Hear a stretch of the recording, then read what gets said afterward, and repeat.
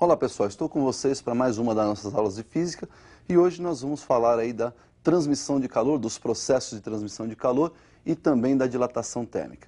Bom, nós vamos definir os processos, são três, começando aí com a definição de condução. A condução é um dos processos de transmissão onde a energia se propaga através das moléculas do meio. Certo? Então, para que haja condução, é necessário a existência de um meio material para que as moléculas desse meio, então, conduzam essa energia térmica. Vamos observar, então, num visual, essa transmissão de calor por condução. Então, nós temos aí uma fogueirinha e nós aproximamos essa barra metálica da fogueira. Perceba, então, que somente uma das extremidades está em contato com o fogo. Mas nem por isso somente essa extremidade será aquecida. Então, nós vamos ter aí um aquecimento da extremidade. E nós sabemos que durante o aquecimento as moléculas mais próximas têm uma elevação de temperatura e com a agitação dessas moléculas mais próximas do fogo, esse calor será transmitido de molécula para molécula até que se atinja aí o chamado equilíbrio térmico. Então, como nós vimos aí, a condução ela exige um meio material e ocorre de molécula para molécula. Portanto, a condução não pode ocorrer no vácuo. O segundo processo de transmissão que nós vamos ver é a convecção. Lembra daquela geladeira quando você abre e você sente aquele friozinho descendo para suas pernas? Ou mesmo quando você abre uma panela e aquele vapor quente sobe para o seu rosto? Isso é convecção. Convecção é quando nós temos um deslocamento de massas gasosas ou massas líquidas. Para a gente entender melhor, vamos observar este visual. Nós temos aí, por exemplo, uma sala onde nós temos um ar-condicionado. Quando você quer refrigerar essa sala, o ideal é que esse ar-condicionado esteja na parte superior da sala, ou seja, na parte de cima, porque o ar frio, por ser um pouco mais denso que o ar quente, tende a descer. Consequentemente, se o ar frio desce, o ar quente sobe, se eleva. E aí nós temos então uma troca de posicionamento dessas massas gasosas. Então, este é o processo de transmissão por convecção. Ocorreu aí uma convecção. Bom, então nós vimos aí um exemplo de convecção. Convecção, então, é a transferência de energia que se dá através de massas líquidas ou massas gasosas e, portanto, também não pode ocorrer no vácuo. Então, a convecção também não ocorre no vácuo. Ela exige um meio gasoso ou um meio líquido para que ela possa ocorrer. Um outro processo de transmissão que nós vamos observar é a radiação térmica. Radiação é aquele processo que se dá através de ondas eletromagnéticas, ou seja, o calor será transmitido através de ondas eletromagnéticas. Também vamos observar a radiação no visual. Como exemplo, nós podemos pensar na radiação solar, né? Nós estamos aqui na Terra, olha aí, recebendo uma radiação vinda do Sol. Nós temos aí os raios solares que chegam até nós através de ondas eletromagnéticas. Esses raios viajam aí por uma região de vácuo, portanto não exige um meio material, e depois entra na nossa atmosfera e nos atinge então. Esse tipo de transmissão pode então ocorrer dentro e fora do vácuo. Percebam que na radiação térmica nós não precisamos de um meio material, ou seja, o calor, a energia térmica pode se transferir de um meio para outro sem a necessidade aí de um meio material, tá certo? Então ela se propaga através de ondas eletromagnéticas. Nós vimos aí então os três processos de transmissão de calor. Para concluir esses processos, né, nós vamos falar do fluxo de calor. Fluxo de calor ele ocorre normalmente quando você tem meio material. Então nós vamos definir o fluxo e para fazer essa definição nós vamos observar esse visual também aí. Olha lá, nós temos um bloco, esse bloco vai ser então atravessado por uma certa quantidade de energia térmica. Do lado esquerdo desse bloco nós temos uma temperatura θ1. Lado direito, temperatura θ2. Esse bloco tem uma espessura que eu vou chamar de E, e todo material tem a sua condutibilidade térmica, ou seja, tem material que conduz mais calor, tem material que conduz menos. Então, cada material tem a sua condutibilidade térmica. Nós vamos representar o fluxo por essa letrinha grega φ, e o fluxo ele mede a rapidez com que esse calor atravessa esse corpo. Então, o fluxo é dado por quantidade de calor que atravessa o nosso corpo num determinado intervalo de tempo. Esse fluxo ainda pode ser definido através das características desse material que está sendo atravessado.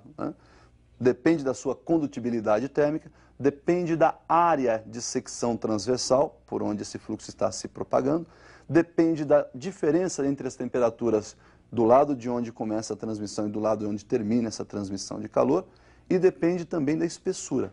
Então, esse fluxo ele é diretamente proporcional à condutibilidade, ele é diretamente proporcional à área de secção transversal, ele é diretamente proporcional à diferença entre as temperaturas e inversamente proporcional à espessura desse corpo ou desse bloco que você está vendo aí no visual. Bom, então nós terminamos aí as definições, né, e concluímos aí com a definição ainda do fluxo. Vimos as definições dos processos de transmissão e concluímos aí com a definição de fluxo de calor. Nós vamos agora falar da dilatação térmica. Nós sabemos que quando um corpo recebe uma certa quantidade de energia térmica, ou seja, recebe calor, sua temperatura se eleva. Com a elevação de temperatura, o que nós podemos observar é uma agitação maior nas moléculas. Aumentou a temperatura, aumenta o estado de agitação das moléculas. E aumentando o estado de agitação, o que acontece? O espaçamento entre uma molécula e outra tende a aumentar, porque elas ficam mais agitadas, uma começa a se separar da outra. Ou seja, fica um espaçamento um pouco maior do que era antes do aquecimento. Bom, com isso, as dimensões desse corpo se alteram. E aí nós chamamos esse aumento de dimensões de dilatação térmica. A dilatação ela pode ocorrer em 3 dimensões. Eu posso ter uma dilatação unidimensional, que é o aumento dos comprimentos, né, das grandezas lineares. Tenho uma outra dilatação que nós chamamos de dilatação superficial ou dilatação bidimensional, que seria aí a dilatação das áreas, né, desse corpo. E temos a dilatação volumétrica ou cúbica, que também pode ser chamada de dilatação tridimensional. Então nós vamos definir uma a uma aí e depois a gente faz aí um fechamento geral nesse assunto de transmissão e dilatação térmica. Observe então no visual a dilatação linear ou unidimensional. Nós temos aí um corpo, chamei de Azinho a sua aresta, né? Então nós temos na verdade um cubo de aresta A, e ao sofrer uma dilatação, a sua aresta de Azinho passou a ser Azão, ou seja, de A minúsculo a maiúsculo. Então nós temos um cubo dilatado. Percebam que as arestas aumentaram, consequentemente as áreas das faces desse cubo também aumentaram e consequentemente o volume desse cubo aumentou. Nós vamos definir a dilatação linear a partir desse outro exemplo que está logo abaixo aí, onde você tem uma barra de comprimento L0, comprimento inicial dela L0, ela vai sofrer um aquecimento e vai passar a ter um comprimento final LF. Comprimento final LF. Muito bem, nós chamamos de dilatação linear, vamos representar essa dilatação por ΔL, que você pode então claramente perceber aí no visual, esse ΔL é dado pelo comprimento final menos comprimento inicial. Experimentalmente definiu-se também essa dilatação como sendo dependente, ou seja, como sendo diretamente proporcional ao comprimento inicial. Cada material tem uma dilatação específica, ou, portanto, ele tem um coeficiente de dilatação específico do material e também depende do aquecimento. Então, experimentalmente definiu-se essa dilatação como sendo igual ao produto de L0, o comprimento inicial, pelo coeficiente de dilatação linear, que nós vamos representar pela letra alfa, e ainda pela diferença entre as temperaturas inicial e final, pela variação de temperatura. Se nós igualarmos essas duas equações e fizermos aí um devido arranjo matemático, nós podemos chegar na terceira equação que você está visualizando, onde o comprimento final é igual ao comprimento inicial multiplicado por 1 mais o produto do coeficiente de dilatação linear pela variação de temperatura. Então o que nós vimos aí foi a definição de dilatação linear, dilatação de comprimento. Pessoal, o mesmo processo que foi usado para essa definição será usado para a definição da dilatação superficial e também para a definição de dilatação volumétrica ou dilatação cúbica. Mas antes disso, nós vamos observar como ocorre o comportamento dessa dilatação através de um gráfico.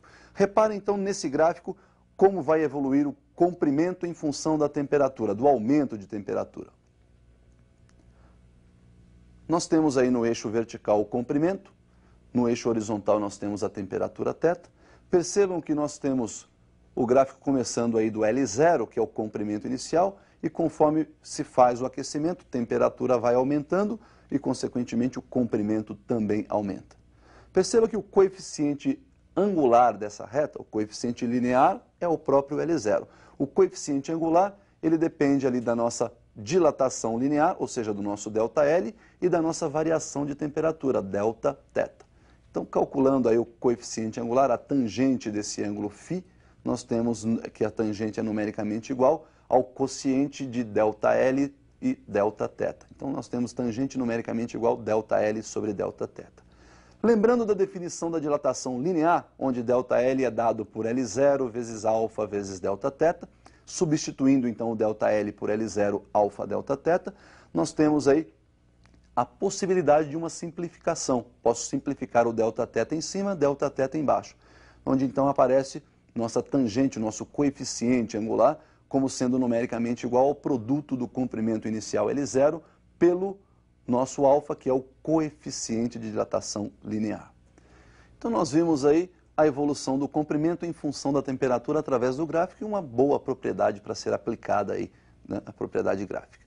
Pessoal, o mesmo conceito que nós usamos para definir a dilatação linear, nós vamos utilizar para definir a dilatação superficial e a dilatação volumétrica. Então, para isso, também preparei um visual só para a gente comparar essas relações. Então, veja como vai ficar aí a definição de dilatação superficial e a definição de dilatação volumétrica. Olha lá, mesmo conceito, mesma definição que nós usamos para linear, né? Se você tem uma dilatação de superfície, uma dilatação de área, você vai ter que o resultado dessa dilatação é a diferença entre a área final e a área inicial. Experimentalmente também verificou-se que essa dilatação depende da área inicial, de um coeficiente de dilatação superficial. Mudou o coeficiente, pessoal, porque ele agora passou a ser bidimensional. É um coeficiente que está visando aí a dilatação bidimensional, dilatação da área. Então nós vamos chamar esse coeficiente de dilatação bidimensional de beta. E também depende da variação de temperatura. Se igualarmos essas duas equações e fizermos novamente um arranjo matemático, fizermos todos os ajustes matemáticos, aí nós vamos ter a equação ao lado, que é área final ou superfície final igual a superfície inicial multiplicada por 1 mais o produto do coeficiente de dilatação superficial vezes a variação de temperatura, o produto do coeficiente pela variação de temperatura. Pessoal, nesses mesmos parâmetros, a definição de dilatação cúbica ou volumétrica, que também pode ser chamada de tridimensional. Então, para saber a dilatação volumétrica, você tem volume final menos o volume inicial. Daí nós temos também aquela definição experimental, onde a dilatação volumétrica é diretamente proporcional ao volume inicial, multiplicado pelo coeficiente, que novamente se altera, chamamos de gama, porque agora ele é tridimensional, e pela ainda variação de temperatura. Se também novamente igualarmos essas duas equações e fizermos os ajustes matemáticos, chegaremos à equação final, onde o volume final é igual ao volume inicial, multiplicado por 1 mais o produto do coeficiente de dilatação volumétrica pela diferença de temperatura, pela variação de temperatura. Bom, vocês perceberam que nós temos ali três coeficientes diferentes, um para dilatação linear, que é o alfa, um para dilatação superficial, que é o beta, e um para dilatação tridimensional ou volumétrica, que é o gama. Podemos relacionar esses três coeficientes? É claro que sim, uni, bi e tridimensional. Observe então como fica a relação entre os coeficientes de dilatação. Nós temos aí então o beta, coeficiente bidimensional, que é o dobro do coeficiente linear, que nós chamamos de alfa. Então, o bidimensional é o dobro do unidimensional. Dividindo a equação membro a membro por 2, nós temos então que o alfa é igual a beta dividido por 2, ou seja, o coeficiente linear é a metade do coeficiente superficial. Fazemos a mesma relação para o coeficiente tridimensional. Para termos um tridimensional, nós precisamos de 3 unidimensionais, ou seja, o tridimensional é 3 vezes o unidimensional. Dividindo a equação membro a membro por 3, nós temos aí que o alfa é gama sobre 3. Daí nós temos a relação alfa sobre 1 igual beta sobre 2 igual gama sobre 3. Então, pessoal, hoje nós vimos aí os processos de transmissão de calor e vimos a dilatação térmica. Por hoje é só e até então o nosso próximo encontro.